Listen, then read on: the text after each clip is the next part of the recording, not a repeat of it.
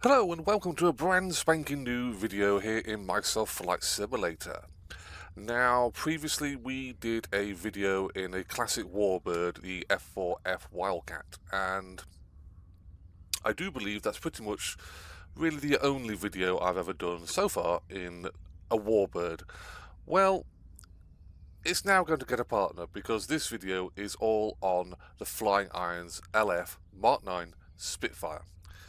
This is, without a doubt, probably the best warbird in Microsoft Flight Simulator. Had it in the collection for quite a while now, and to be honest, it's an aircraft I've not been able to really master. It's a tricky little SOB to fly, and an even trickier little SOB to actually taxi. Now, when I first got Microsoft Flight Simulator, I had my my joystick and my throttle, but I didn't have rudder pedals.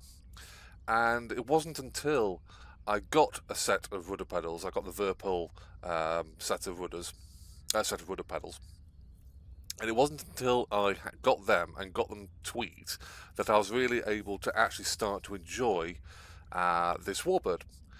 Now, you might be wondering, well, what does a set of rudder pedals really make that much difference? It's the way the Spitfire taxis, and it will be demonstrated on this taxi, and I'll probably try and talk about it as well. But now we've got the pedals, we can fly the aircraft. So there are two versions, there are two payware Spitfires out on Microsoft Flight Simulator. There's the Airplane Heaven Mark 1A, I believe. This is an LF Mark 9, so it's a little bit more advanced in Spitfire world. And it is an absolute beauty. I mean, the Spitfire is a beautiful aircraft anyway, but Flying Iron did some amazing work on this aircraft. And it's not just skin deep. This is going to all the systems inside it, the sounds, the handling, everything about this makes this potentially probably the best Spitfire on the market at the moment. You just zoom in and the work on the wings, the fuselage, it's just exactly how a Spitfire should be. Now, let's jump into the cockpit. I'll set my track high up a little bit better. So we get a fully functioning cockpit. Just about, I would say 90%, if not more, really, of all the bits and pieces down here actually work. Something that obviously the real Spitfire didn't have during the war. Obviously, we have a GPS unit. I don't know which one it is. It's a G530. There you go. I only really put that in there due to, obviously, navigation. I'm not going to navigate with a map or really know where I'm going. So I got the GPS put in there. You can fly that realistically without a GPS, but to be honest with you, I just think it works quite well if you drive nice little VFR flights in the Spit. So, like I say, all the bits and pieces in the cockpit does work. The major controls, major dials, all are here, and it is a little tricky to look after this aircraft when you're flying. You do have to work the aircraft and understand most of the dials to get the best out of it. So, briefly going around, we've got the mags over here, we've got a clock, we've got the nose trim up and down. Obviously at the moment we're centralised. This is the brake indicator. We have our oxygen system here. Won't be needing that due to the fact we're not going up high enough. Speed is in knots. We have an altimeter. Heading and descent. Slip and slide for rudders, left and right. Now moving on to the engine sections, very important to the Spitfire. We have the RPM, boost, oil, radiator temperatures and oil temperatures. We have gallons for the fuel. Down to the bottom here, we have our lighting for the two floodlights that are in the cockpit. Obviously, you won't be needing those today, it's nice and bright. We have our engine start buttons, primer, fuel cutoff, gear switch, I believe, is this one down here, this little lever down here, obviously locked into the down position. We have a wobble pump for adding fuel into, I do fuel or oil? I can't remember which one it is exactly. Obviously throttle, we have the mixture throttle, and RPM is underneath it. We have rudder, trim dial, the aileron trim. So yeah, it's very well advanced, very well created here in Microsoft Flight Simulator. I've got the tablet down here, not really going to go into that too much. Don't really need to do too much with that. Flap lever, I do believe is this one here. Yes, flap lever. It's been a while since I've flown a Spitfire. Like I said, I got it and I didn't really get the best out of it. Those that remember back the FSX days, there was the Real Air Spitfire. I can't remember which version that was. That was simply brilliant for FSX. This is kind of like the same level. This is a simply brilliant version of the Spitfire, but also a little tricky. Reasons why it's tricky: taxiing. It's just a real sod. Basically, you're taxiing on the brakes. As you can see, as we operate the brakes, the brakes, both left and right, come on. Now, obviously, we need to turn. So, to actually get this to turn, use the rudder to operate the brakes. So, basically, it's a bit of a handful. Also leading to being a bit of a handful, and this was in reality as well, is the undercarriage track. It's very narrow, meaning that you can have some rather interesting landings when you come to land this aircraft, whether it be on grass or whether it be on concrete. If you land one wheel down, you have a tendency to bounce and smack the wingtips on the ground. The Hurricane, the sister to the Spitfire, was the opposite in the fact of its undercarriage was actually the other way round. It actually opened out this way, so the undercarriage track was much wider. Also, the BF-109 had the same issue as the Spitfire, having a narrow undercarriage track. And by the way, Flying Iron did the BF-109, so we may see that in a future video. So, again, it's an interesting aircraft. But really, you don't really get the best out of this aircraft until you get a set of rudder pedals. So I've prattled on now for long enough. Let's get this aircraft running and we'll have a little flight. We are currently sat on the ground here at RAF Waddington in Lincolnshire. I'm using this and not, let's say, Duxford, which would be the home of the Spitfire, basically because I still am learning this aircraft. Like I say, I haven't had too many flights in it. And I do need a nice, long, flat, paved runway for when it comes back to landing. So, let's get going in no particular order. So, prop pitch is going to go full. Throttle has to come all the way up to engage the battery and reset. And we have a little switch down here for the fuel pump, which is now on. Not that. Move that out of the way. Fuel system is now on. Uncover the switches for the start, which is the coil and boost button, or coil and start, can't remember exactly what they are. Obviously in Flight Simulator we have a bit of an issue in the fact of I have a pointer. In reality I would have fingers, and you have to press these buttons together. So to get around this, if you press this in the middle, you actually press both the buttons. So mags can come on. Prime the engine. Give it 4. We'll leave that unlocked just in case we need it. So I believe, roughly speaking,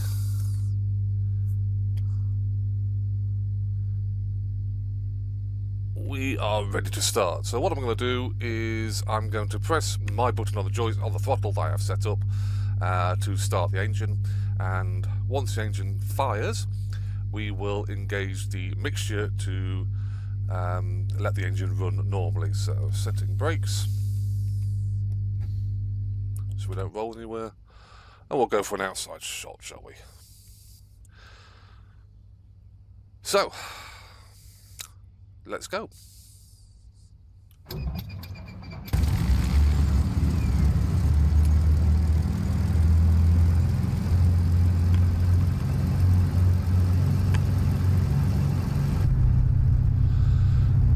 Good start. So I'll recover up. Those don't need primer. Oil temperatures coming up. Radiator temperature starting to come up.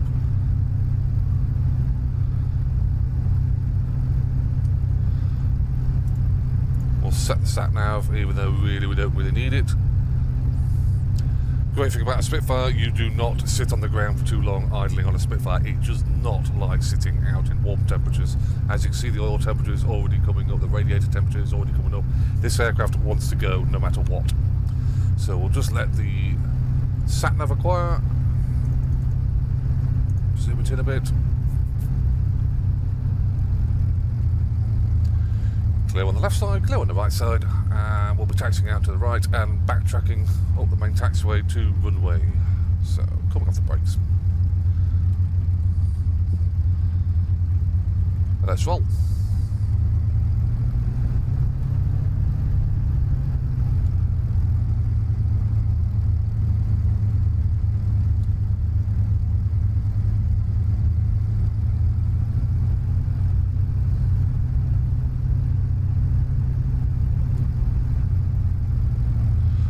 Always tapping the brakes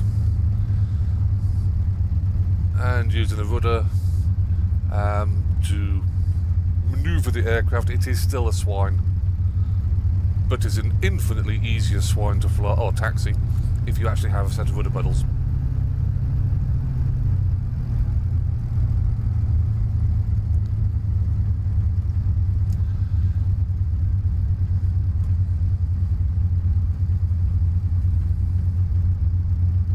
Combination of brakes and rudder to get this aircraft to actually taxi, and you would be zigzagging down the taxiway.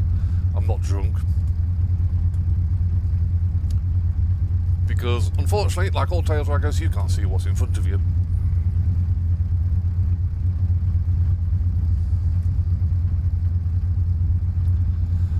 Got a C-17 here at Waddington, a couple of C-130 Herculeses.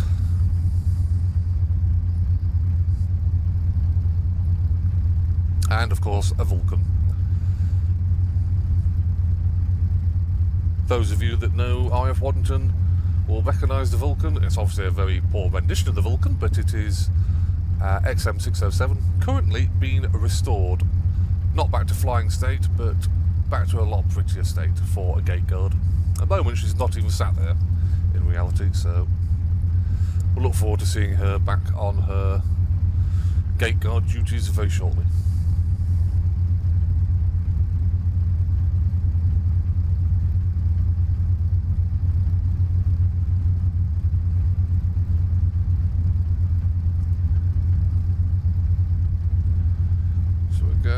Stop around here just before we enter the runway, because there is something we do need to do. This is very important.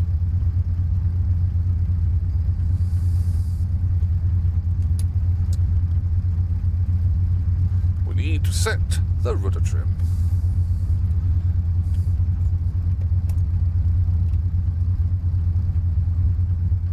Do need to have that set quite a lot to counteract the... Well, I've moved my view a little bit there.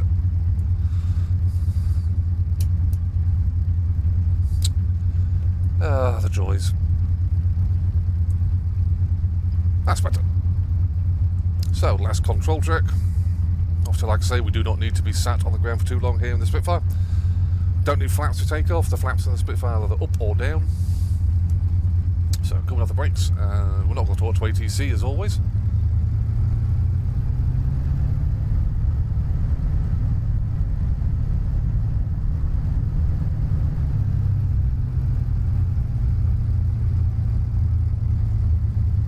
Lovely sound effects here. Flying Iron really did their work very well with the Spitfire. So I'll be taking off into the sun, which is going to be interesting.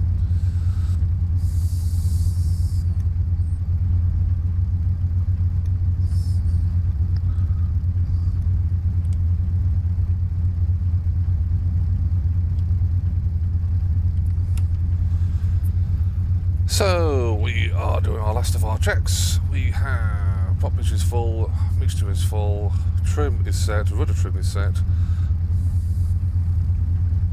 Like I say, don't need flaps to take off. Canopy is open. We will be shutting that obviously once we get airborne and secure ourselves. Don't have to worry about canopies. I don't apparently exist in the seat. So,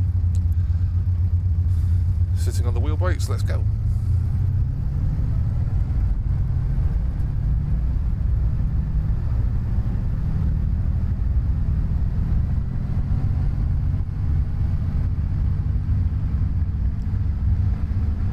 Feed in the power. This is no Cessna.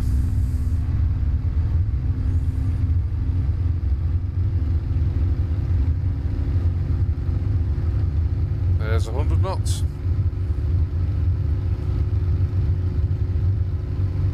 And we are airborne. Gear coming up. Gear indicators showing up. As you actually hear the undercarriage slamming up.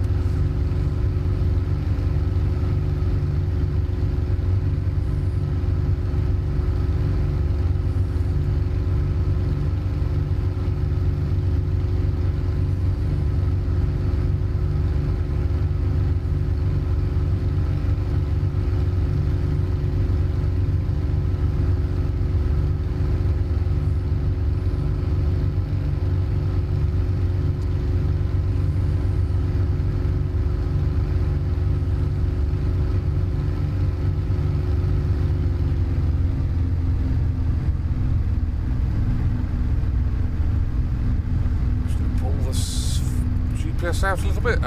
Today's flight will be flying over towards the cathedral and back in towards Waddington for a little bit of a display. Let's get the canopy shut.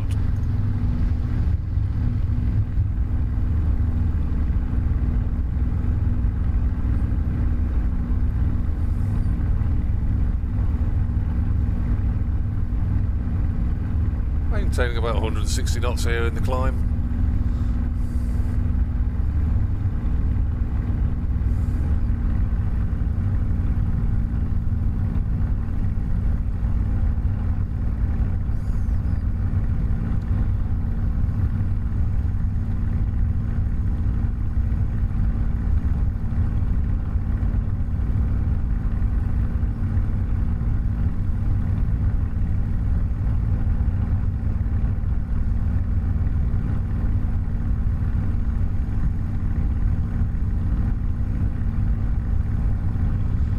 But it is a lovely aircraft, and like I say, when I first started flying the Spitfire, but the lack of rudder pedals really do hinder this aircraft. It's not so bad when you actually get it airborne, but the takeoffs and landings especially, were just an absolute nightmare.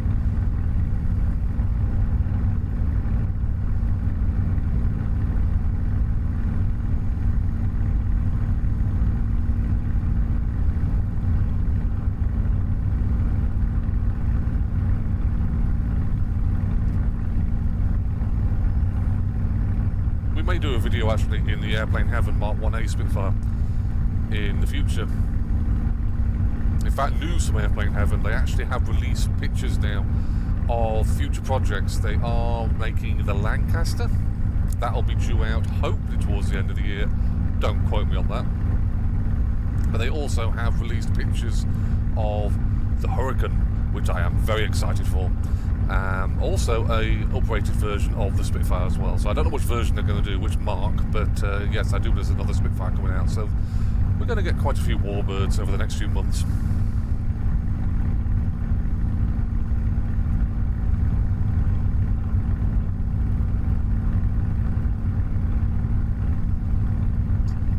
As we're currently flying over Lincoln, just flying over the castle and the cathedral.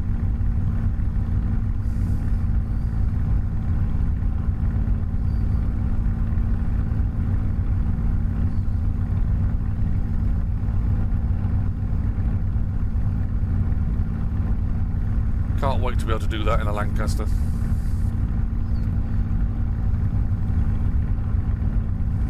really do need some sunglasses because that glare is absolutely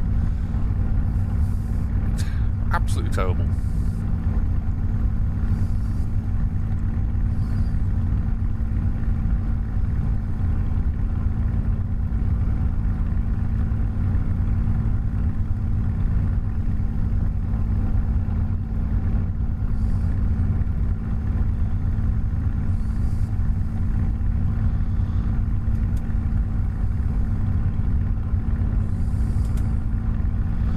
So I do have Waddington up ahead of me. We are going to go into a lazy left-hand turn and descend down to a display altitude. Not going to throw the Spitfire around too much, but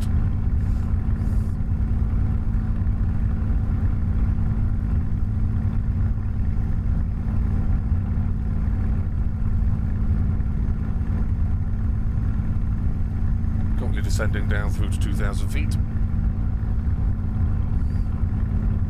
Waddington to our 7 o'clock. It's just back there.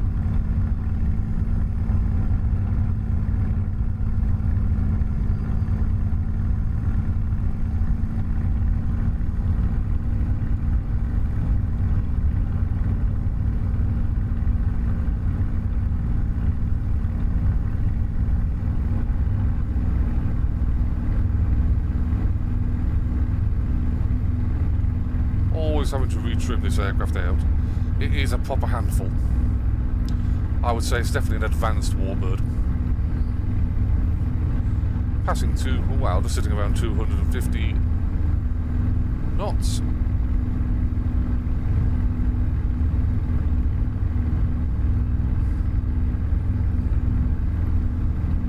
Over the A15 and over Waddington.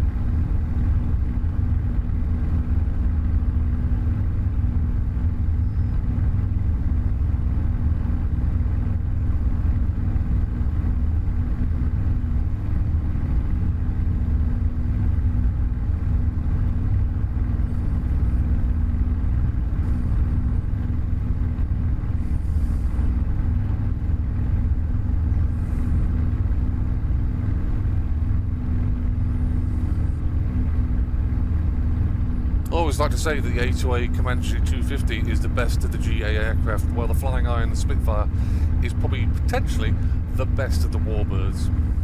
The whole package, sounds, cockpit, internal, external looks, handling, it's a challenge and it is an absolute joy to fly.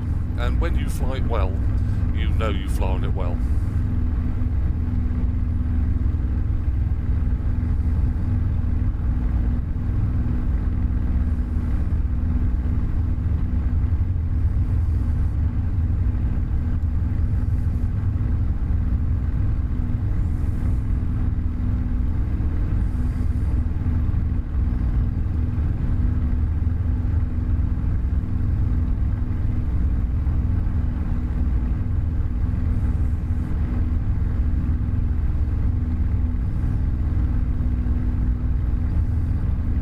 cannot for a second let your guard down with this aircraft. Like I say, constantly trimming the aircraft or retrimming the aircraft. Throttle inputs, stick inputs, rudder inputs especially.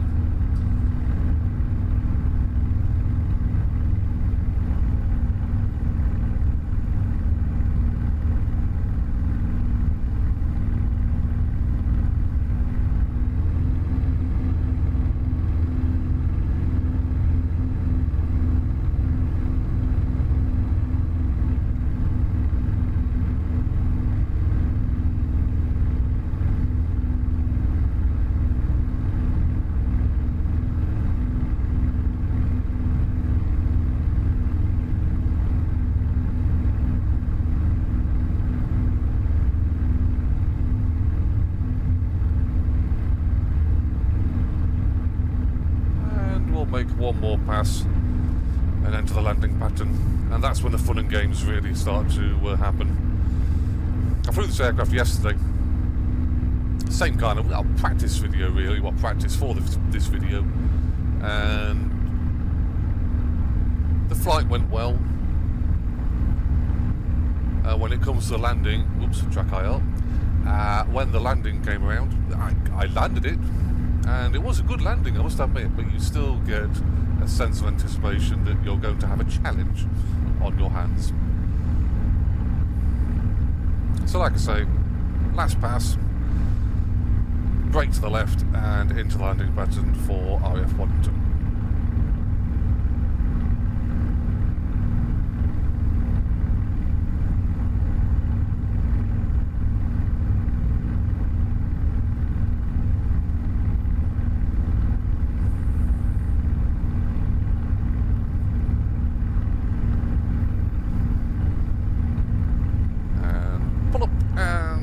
Brake to the left.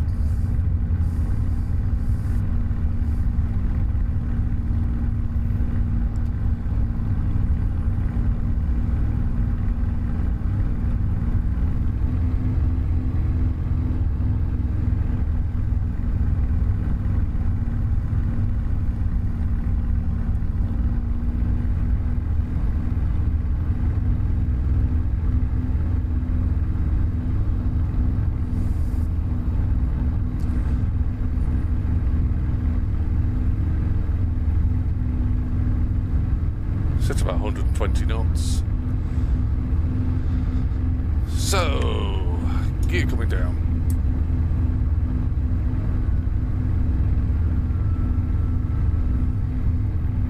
Gear down.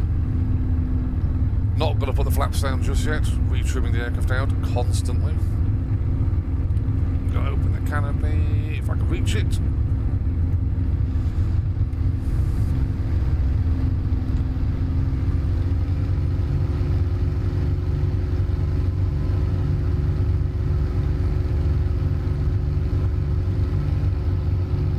Flaps in the Spitfire are literally down or up, and the angle they go, they are literally like air bricks.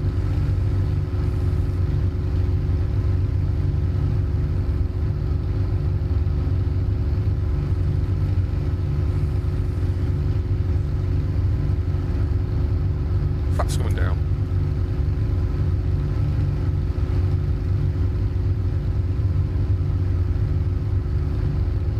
Keeping an eye on the runway. Obviously that's beneficial. And this is one of the aircraft that the flying doesn't stop when the wheels are on the ground. You have to keep, especially on the rudder.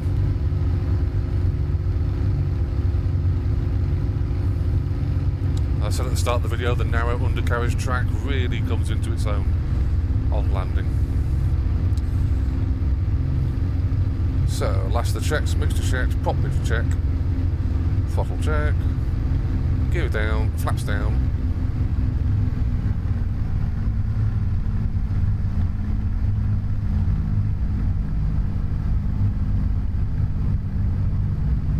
We're a little bit off centre line by quite a bit, but that's not an issue.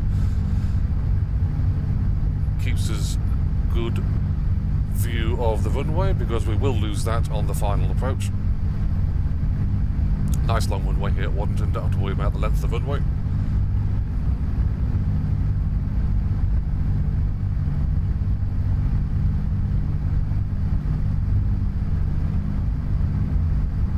So let's pray to God this is going to be a good landing.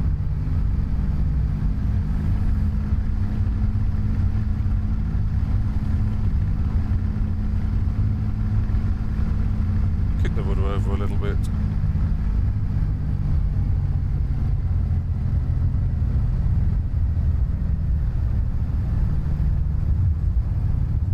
Main wheels down, and like I say, rudder is required.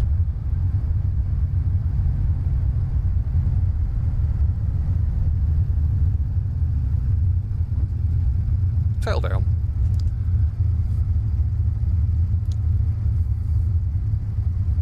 Not even touched the brakes yet.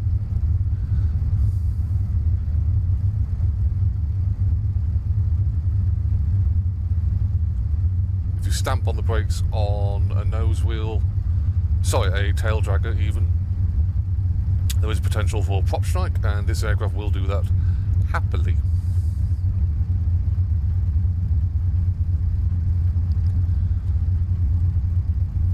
Pulled the stick back all the way as well, so it lifts the tail into the airflow and basically acts as a sort of like an air brake.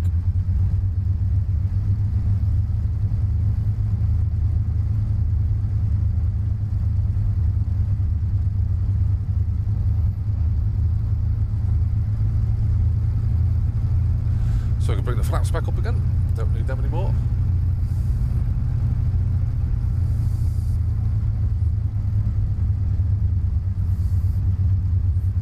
If it wasn't for the Whirlpool rudder pedals that I have now, I wouldn't be able to do this. And even this was not the best video, let's be honest, showcasing the Flying Iron Spitfire. But the rudder pedals really do make a difference.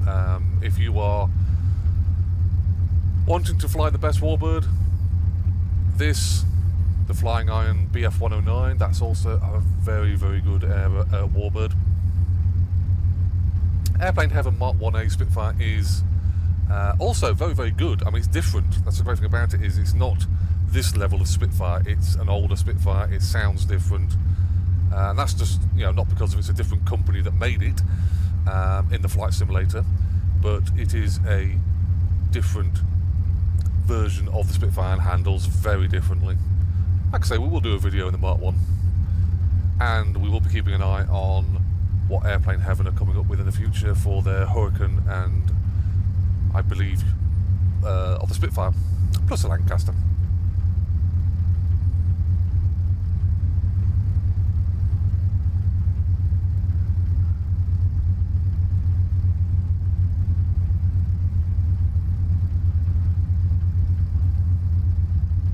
Always find taxiing a Spitfire, especially this one, it is the most involved process. Other aircraft you can just centralise the controls and just use the rudder and taxi. This aircraft is so much different, tapping the brakes constantly, rudder input constantly, just to get the aircraft to go in roughly the right direction.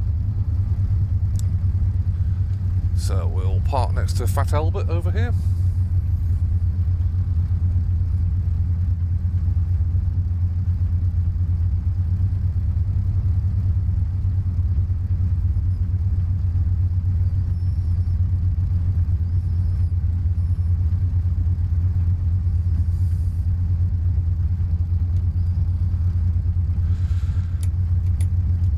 Parking brake set. Let's just listen to the sound from the outside.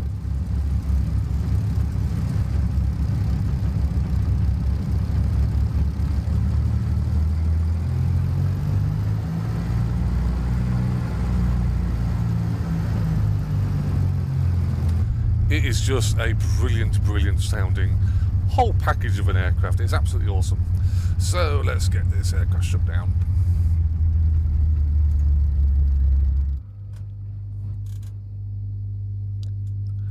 Pop is cut, mixture is cut, fuel is off, mags are off, fuel pump is off, brakes are off, well, not brakes are off, power is off even. So yes, the Flying Iron Spitfire, an absolutely brilliant warbird. If you are into your warbirds, check this one out. It's available on numerous markets. You get it from the seller, the creator themselves, Flying Iron. I can't remember how much exactly it retails for. If I actually do have a look on the old phone, currently it's going for 35 Australian dollars, so whatever that translates to in your local currency. It is well worth a purchase. It's a real challenge, but if you get it onto a good flight, and like I say, with the rudder pedals, definitely a lot better aircraft than without rudder pedals. But yeah, it's a fantastic aircraft. Lots of repaints available for it. It is the LF Mark 9 Spitfire, Mark 9C even Spitfire. There is another variant which has the clipped wings, which improves roll rate. I don't know if that actually is put into the flight sim. I dare say it is. But like I say, if you're after a warbird, check this one out. It's absolutely awesome. So if you've liked this video, drop me a like, and I will see you guys in a future video very, very soon.